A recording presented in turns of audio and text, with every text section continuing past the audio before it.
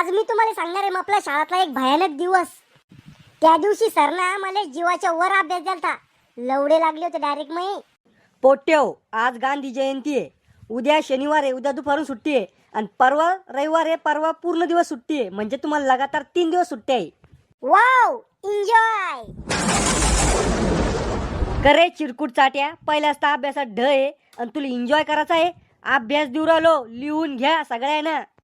मराठीचं पूर्ण पुस्तक इंग्रजीमध्ये ट्रान्सलेट करून आणायचं. अरे रावल्या, मास्तर पुर्या पोराचा जीव घेतल्याशिवाय राहत नाही भाऊ आता.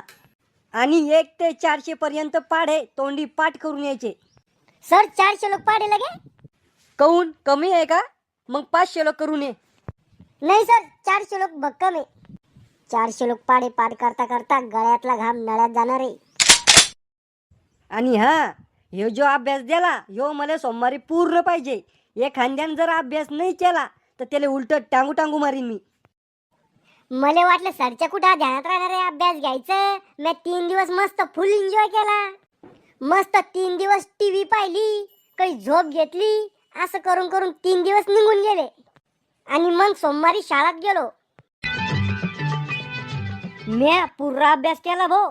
पाढे बी पाठ केले. मग 400चा पाढा घे बर का. हे बाय 400 क 400, 400 दुनी 800, 400 त्रिक 500. अरे नाही, चुकलं डबल घे. अरे श्याम्या, मी काहीच अभ्यास नाही करेल. सरच्या कुठं ध्यानात तर एवढं. अरे बाप, तो अभ्यास नाही करेल काय? आता तू गेला, आता तुले उलट टांगू टांगूच मारते सर.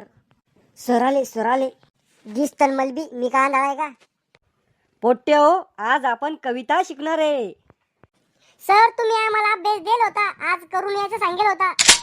अरे चमालय, अरे पुरी इथल्या जाईल कशी काय तरी. इले तर एखाद्या दिवशी दाखवीन म्हणा मी. तेच म्हणून राहिलो मी. सकाळ बसून काहीतरी विसरू राहिलो. बरं झालं तो ध्यान आणून दिलं.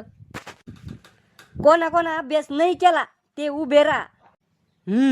मला वाटलंच होतं रावल्या तो अभ्यास नसन करेल. कारण की तो सारखा नमुना पुऱ्या भारतातच काय पुऱ्या जगात सापडून बी सापडणार नाही. सर अभ्यास करायचं ध्यानातच नाही राहिलं.